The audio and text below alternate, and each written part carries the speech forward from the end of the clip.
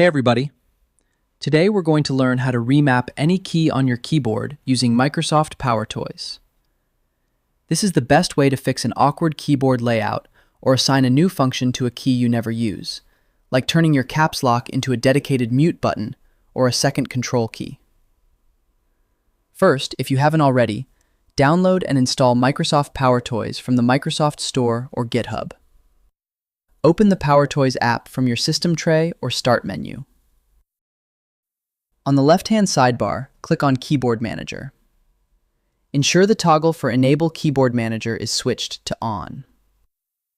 Now, click on the option labeled Remap a Key. In the window that pops up, click the plus sign to add a new remapping. Under the Select column, press the physical key on your keyboard you want to change. Now, under the To Send column, use the drop-down menu or the Type button to select the new key or shortcut you want that physical key to perform.